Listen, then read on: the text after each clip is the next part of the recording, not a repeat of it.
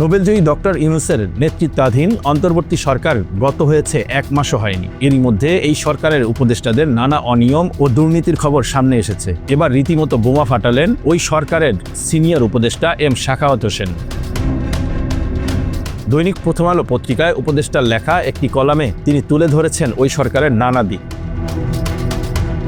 উপদেষ্টা লেখেন, প্রায় 1 বছর 7 মাস পর লিখতে বসছি। মনে হচ্ছে কলমে কিছুটা আড়ষ্টতার ছাপ রয়ে গেছে। তবে গত 1.5 বছরের সরকারের পরিচালনার অংশ হয়ে যে অভিজ্ঞতা হয়েছে তা আমার জন্য ছিল এক ভিন্ন জগৎ। এম সাখাওয়াত এর আগেও 1-11-এ সেনা সমর্থিত তত্ত্বাবধায়ক সরকারের উপদেষ্টা ছিলেন। এরপর নির্বাচন কমিশনার হিসেবেও দায়িত্ব পালন করেছেন। তারপরেও কেন তার এই আড়ষ্টতা, এ নিয়ে এরই মধ্যে নানা আলোচনার জন্ম দিয়েছে। এবারের অভিজ্ঞতা নিয়ে এই উপদেষ্টা লেখেন, আমাদের দেশের আমলাতন্ত্র প্রকৃতপক্ষে যাদের মাধ্যমে দেশ পরিচালিত হওয়ার কথা তা যথেষ্ট জটিল। এই জটিল প্রক্রিয়ার যৎসামান্য বুঝতে না পারলে যে কোনো নীতি নির্ধারকের পক্ষে গভীরে প্রবেশ করা কঠিন। উপদেষ্টা বলেন, তার বিবেচনায় পুলিশকে প্রকৃত অর্থে দলীয় প্রভাবমুক্ত করতে হলে নিয়োগ কাঠামোকে 2 স্তরে সীমিত করা যেতে পারে। একদিকে কনস্টেবল পর্যায়ে নিয়োগ, অন্যদিকে বিসিএস এর মাধ্যমে কর্মকর্তা নিয়োগ। সাখাওয়াত হোসেন জানান, হাসিনা পতনের আগের 15 বছর টিভি টক শো ও তার লেখালেখি সরকারের বিপক্ষে গেছে। তাকে নির্বাচন করার প্রস্তাবও দেয়া হয়েছিল, যা তিনি প্রত্যাখ্যান করেন। এরপর প্রায় 10 বছর তাকে সব সামরিক অনুষ্ঠানে আমন্ত্রণ থেকে বিরত রাখা হয়েছিল।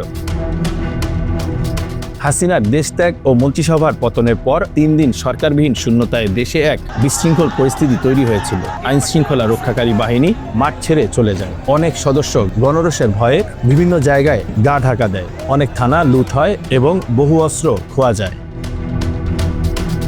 উপদেষ্টা লেখেন, অন্তর্বর্তী সরকারে আমাকে স্বরাষ্ট্র মন্ত্রণালয়ের দায়িত্ব দেওয়া হয়, কিন্তু সেখানে আমার স্থায়িত্ব ছিল মাত্র 9 দিন। দায়িত্ব গ্রহণের 9ম দিনেই পতিত আওয়ামী লীগ প্রসঙ্গে আমার একটি বক্তব্যের একটি অংশকে বিকৃতভাবে প্রচার করে আমার বিরুদ্ধে অপপ্রচার চালানো হয়। সেই বিতর্কের জেরেই দায়িত্বে টিকে থাকা সম্ভব হয়নি। স্বরাষ্ট্র মন্ত্রণালয়ে আমার স্বল্প সময়টি ছিল অত্যন্ত তাৎপর্যপূর্ণ।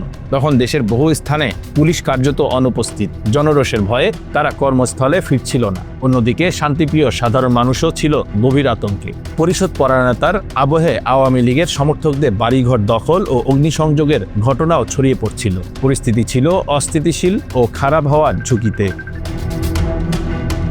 উপদেষ্টা জানান, 5 আগস্টের পর নানা আলামত ইঙ্গিত দিচ্ছিল যে কিছু ক্ষেত্রে পুলিশের মারণাস্ত্র সিভিল পোশাকে দলীয় ক্যাডারদের হাতে ব্যবহৃত হয়েছে, কিন্তু সেই প্রক্রিয়া শুরু করার মতো সময় আমি পাইনি। আমাকে দায়িত্ব থেকে সরিয়ে দেওয়া হয়। তখন সরকার থেকে সরে আসতে চেয়েছিলাম, কিন্তু অধ্যাপক ইউনূসের অনুরোধে তা আর করা হয়নি। তিনি নিজেও প্রবল চাপের মধ্যে ছিলেন বলে জানিয়েছিলেন। উপদেষ্টা বলেন, আমার দৃঢ় বিশ্বাস পুলিশ বাহিনীর আমূল সংস্কারে এখনো বড় ধরনের ঘাটতি রয়ে গেছে। পুলিশ কমিশন গঠিত হলেও বাস্তব পরিবর্তন দৃশ্যমান হয়নি। পোশাক ও লোগো পরিবর্তন ছাড়া কাঠামোগত কোনো রূপান্তর ঘটেনি।